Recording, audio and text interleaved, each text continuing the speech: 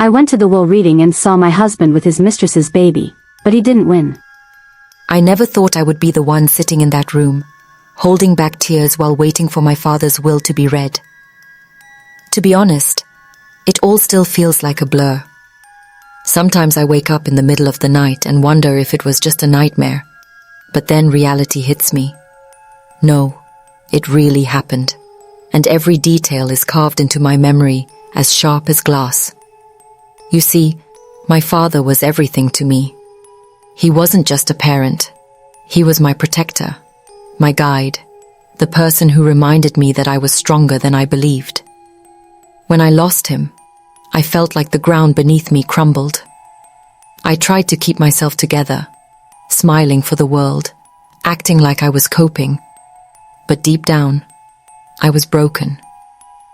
I thought the will reading would be one last way to hear his voice. Strange, I know, but I believed that maybe in those letters and decisions, I'd feel him guiding me again. What I didn't know was that this moment wouldn't just bring closure. It would rip open wounds I didn't even know I had.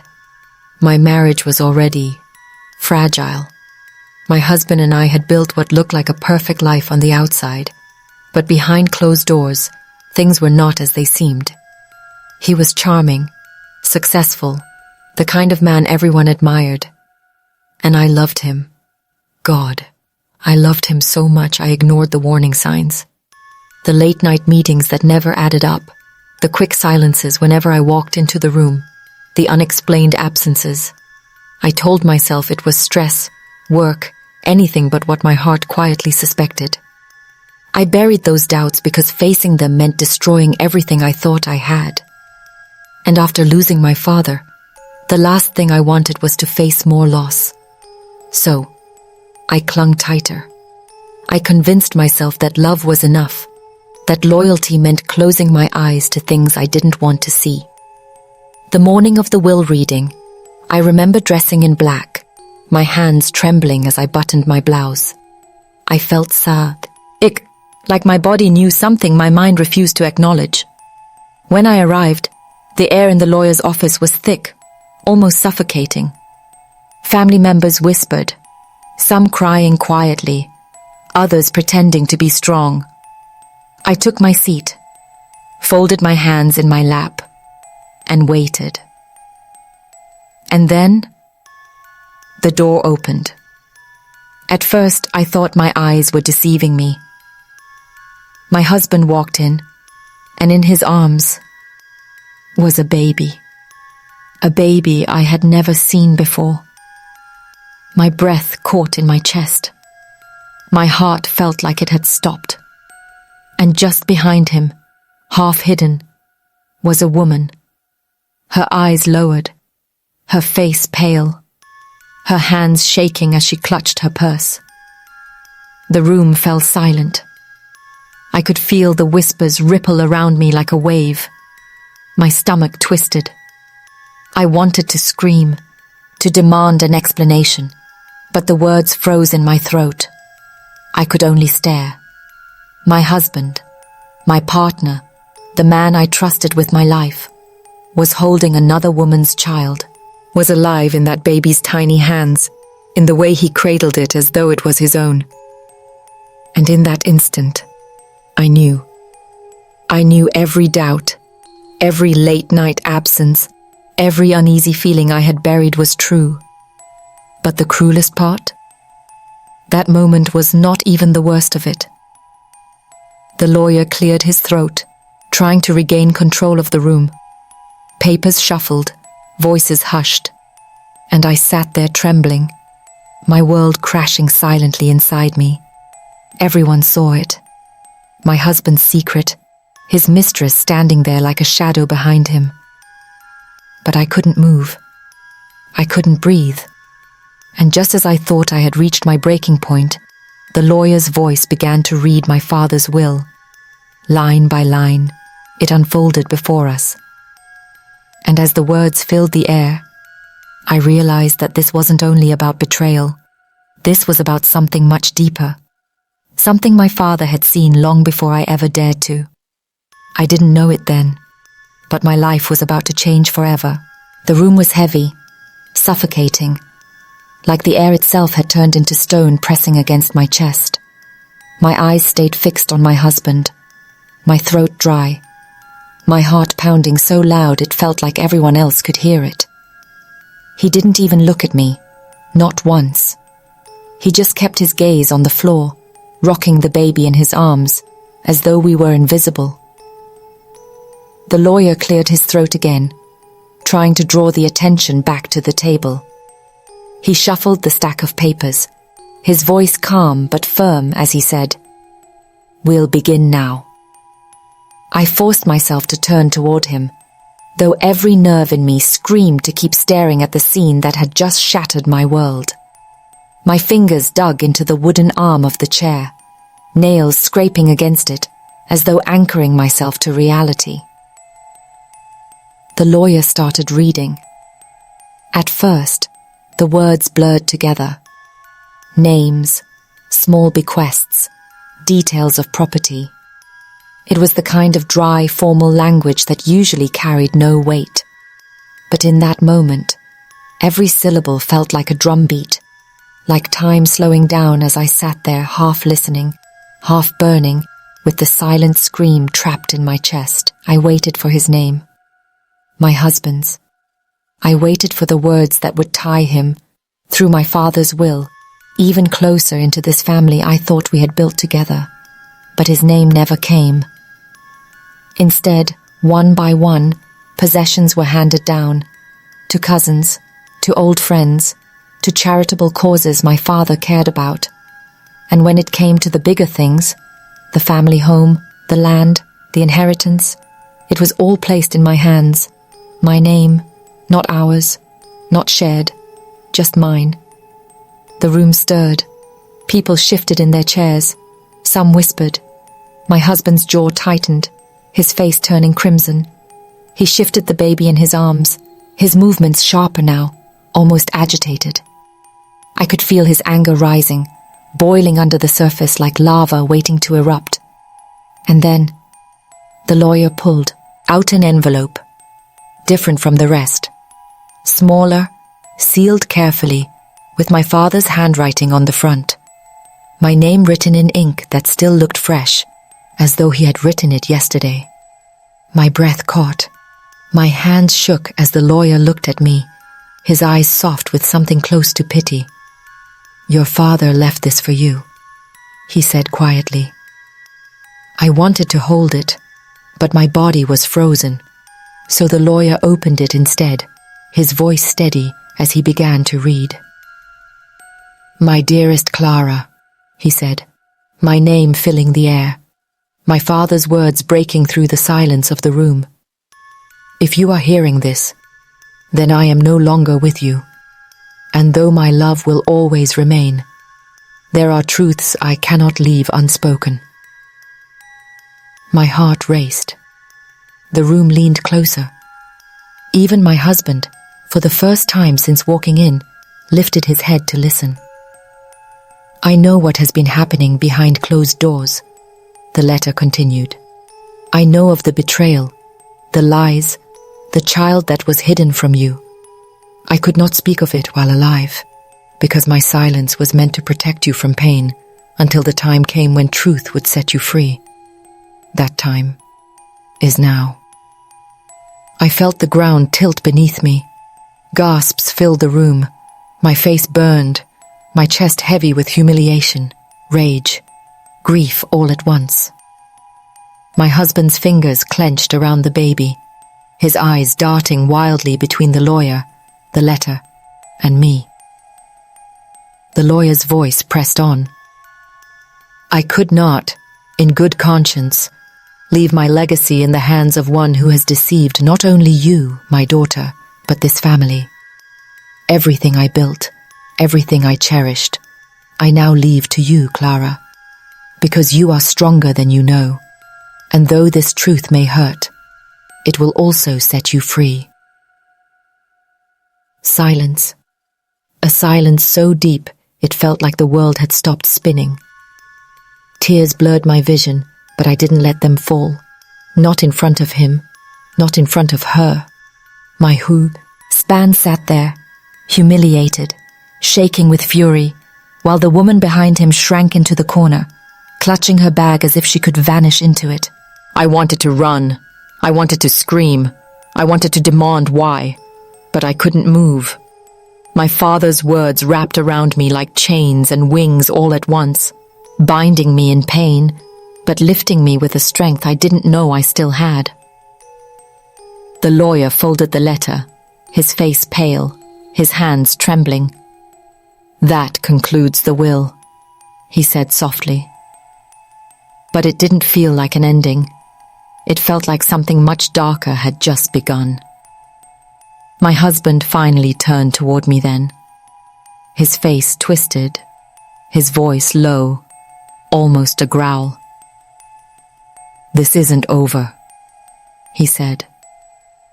And in that moment, I knew. He meant it. This wasn't just the end of a marriage. It was the beginning of a war I never asked for. When he said those words, "This isn't over," it was like a knife pressed against my throat. His voice was low, controlled, but I knew him well enough to hear the storm underneath. My whole body stiffened. I didn't respond. I couldn't. Because the truth was, I didn't know what he meant. Would he fight me in court? Would he try to destroy me in some other way? Or was it something worse, something darker, that he had in mind? The room emptied slowly after that, but I felt every pair of eyes on me. Some looked at me with pity, others with curiosity, and a few with quiet satisfaction, like they had been waiting for this truth to finally crawl out of the shadows. I kept my head down. My hands were trembling so hard, I had to grip the table to steady them. When I finally stood, my knees nearly buckled. I avoided looking at him, at her, at the baby that represented everything I had lost and everything I had never known. I walked out of that office like a ghost. My body moved, but my soul felt trapped back in that room, frozen with shame, betrayal, and grief. Outside, the air hit me like ice. I wanted to breathe, but each breath felt shallow, caught in my throat. My father was gone. My marriage was shattered. And the man I had built my life around was now my greatest threat. For days after, I lived in a haze. I replayed everything over and over in my mind. The look on his face, the sound of my father's letter being read aloud, the baby's tiny fingers curled around his shirt. Every detail cut deeper the more I thought about it. Nights were the worst. I would lie awake staring at the ceiling, hearing his words, "This isn't over." And he proved it. The first sign came just a week later. I had barely begun to sort through the papers my father left behind when I received the letter. Not a gentle letter, not words of sorrow or apology, but a legal notice. He was contesting the will. He claimed my father was not of sound mind, that undue influence had played a role, that the inheritance rightfully belonged to him because he was family. Family. The word nearly made me sick. He had destroyed the very idea of family, and now he was twisting it into a weapon. But it didn't stop there. People started calling me. Friends, relatives, even neighbors. Some of them tried to comfort me. Others wanted details, gossip, pieces of the story to feed their own curiosity. And a few, this part hurt the most, asked me if maybe I had done something to push him away, as if his betrayal was my fault, as if my father's choice to protect me was some kind of punishment I deserved.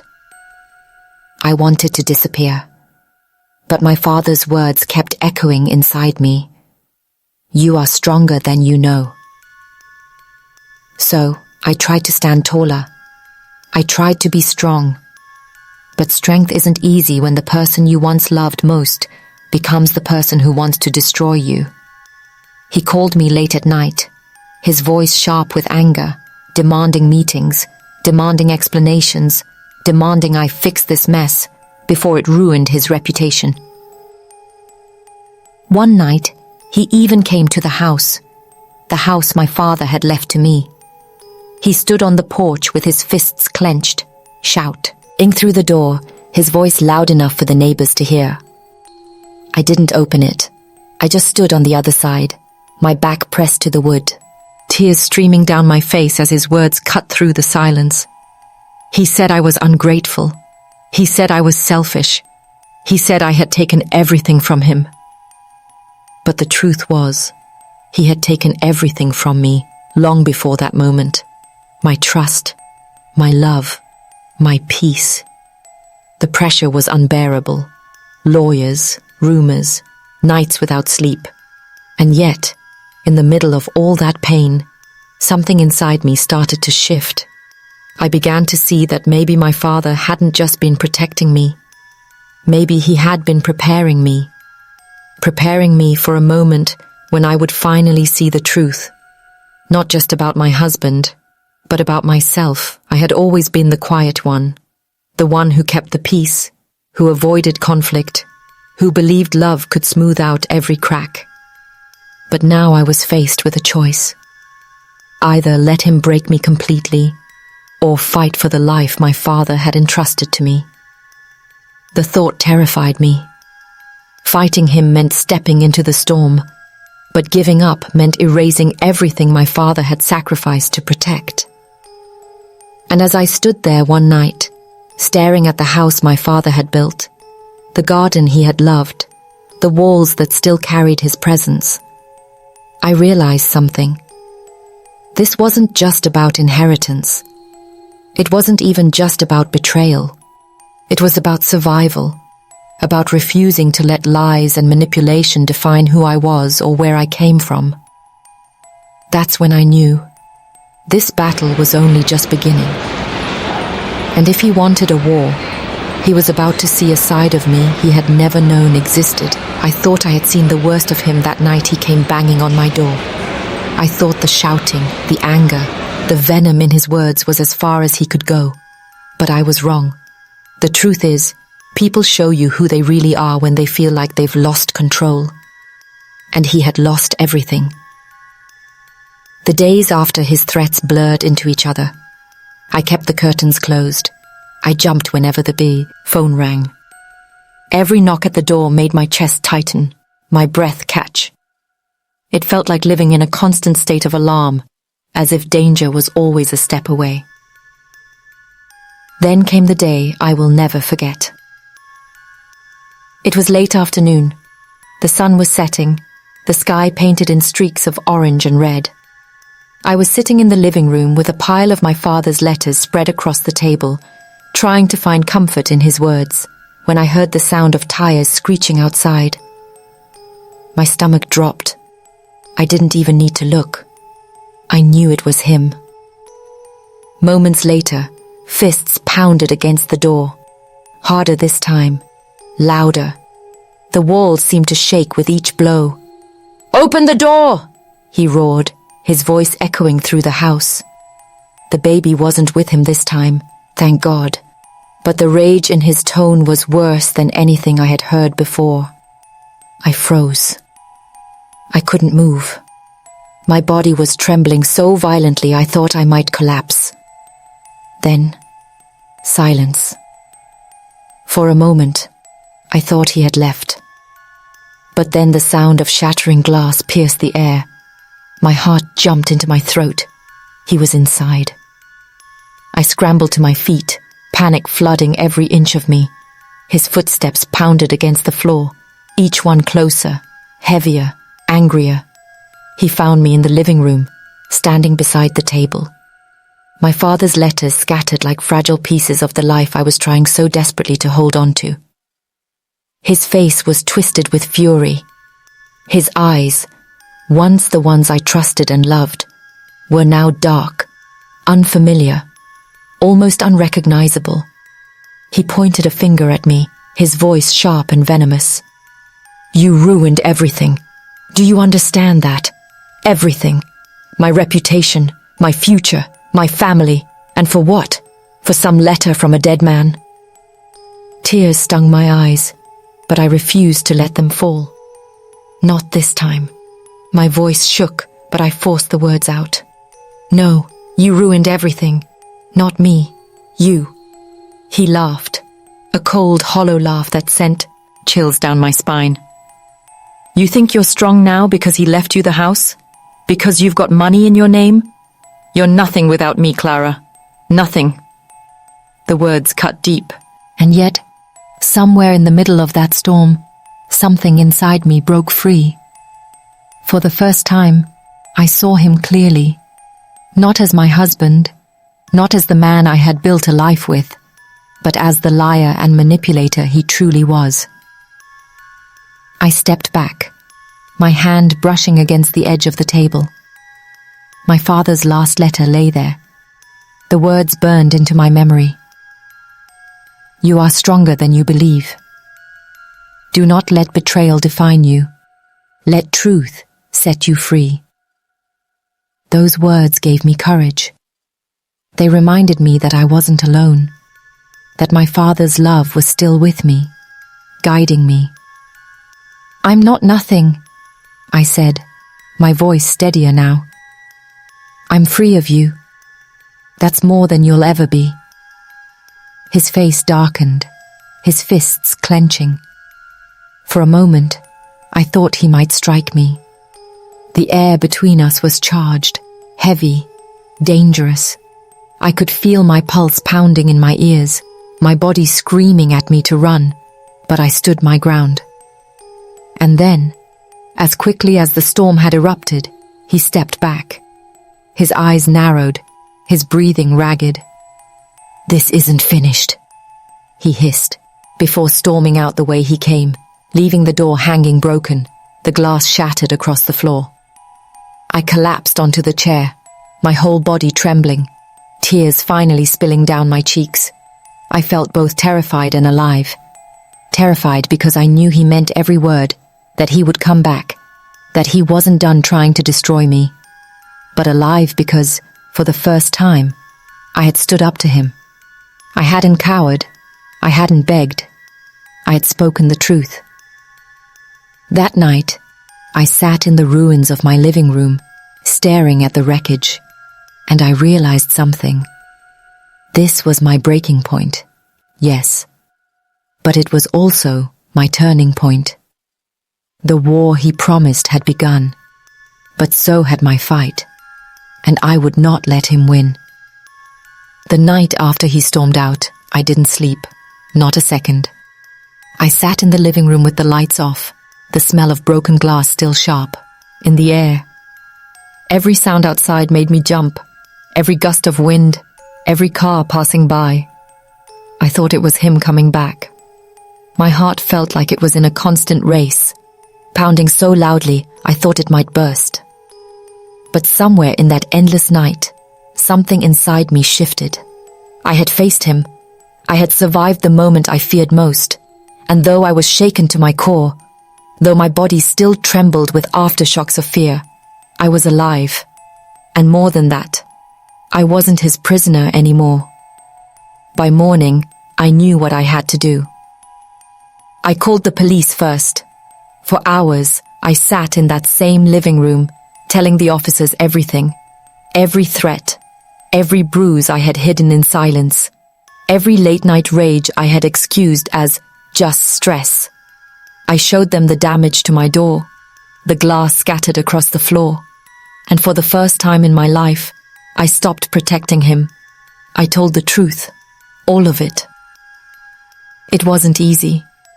My voice cracked. My hands shook. There were moments I wanted to shut down and pull back into silence. But every time that doubt crept in, I remembered my father's letter. Let truth set you free. And so I kept talking, even when it hurt. After the police left, I called a lawyer. My father had been a smart man, and he had made sure I had resources if I needed them. That day, I used them. Restraining orders, divorce filings, financial locks. I moved through each step like someone who had finally woken up from a long nightmare. Each action was like cutting a string he had wrapped around me, one by one. But the hardest part wasn't the paperwork. It wasn't the locks I changed or the security cameras I installed. The hardest part was facing the silence after. Because when the shouting stopped, when the chaos faded, I was left with something I hadn't felt in years. Emptiness. The house felt too big. The garden my father had loved so much felt lonely without his laughter. And every corner carried a memory of what I had thought my marriage was. I would walk into the kitchen and see the ghost of us eating breakfast together. I'd stand in the hallway and remember the nights I waited for him to come home, believing his lies about work. The house was mine now, but it felt haunted, not by spirits, but by betrayal. Still, I kept moving, day by day, step by step. I reached out to people I had drifted from, friends I hadn't called in years, neighbors I had once kept at arm's length. I told them pieces of my story, not all of it, just enough for them to understand why I needed their company, why I needed to feel human again. And to my surprise, they showed up. One neighbor, an older woman named Mrs. Lee, started bringing me soup every week. She'd sit with me on the porch, telling me stories of her own struggles, reminding me that survival doesn't mean the pain disappears, but it does mean we are stronger than we think. And then there was the community group. It was a small gathering of women who had gone through things like mine. Abuse, betrayal, the kind of wounds that scar not only the skin, but the soul. The first time I walked into that room, I felt exposed, ashamed, like everyone could see right through me. But as I listened to their stories, I realized I wasn't alone. Their pain mirrored mine. Their strength inspired me. It was there, in that room, that I first spoke the words out loud. He hurt me. Saying it felt like pulling a thorn from deep inside my chest. It didn't erase the wound, but it finally allowed it to breathe. Meanwhile, my husband, my ex-husband now, didn't give up easily. He tried to fight the divorce. He tried to manipulate, to twist the truth, to paint me as unstable. But this time, he didn't win. The evidence was there. The police reports, the broken door, the threats captured in voicemails he had so carelessly left. And every time I stood in court, every time I faced him across that room, I felt the same fear I had felt that night in the living room. But I also felt something else, defiance, because he could no longer control the story. The truth was louder than his lies. In the end, the judge's ruling was clear. The house remained mine. The accounts tied to my father's estate remained mine. And the restraining order was permanent. For the first time in years, I could breathe without the shadow of his presence pressing against my chest. Yet freedom doesn't come with a clean slate. It comes with scars. And every night when I close my eyes, I still hear the echo of his fists pounding on my door, still see his face twisted in anger. Healing is not forgetting. Healing is learning how to live with what happened and still choosing to move forward. One evening, I sat in the garden, the roses blooming under the last light of day. I read my father's letters again, his handwriting steady and strong. One line stood out above all. In the end, truth and love always outlive lies and betrayal. And as I read it, I realized I wasn't just surviving anymore. I was living again. Not the life I once had, but a new one that was mine, and mine alone. The war he had promised was over, and though he had left scars, I had found something stronger than his anger, stronger than his betrayal. I had found myself,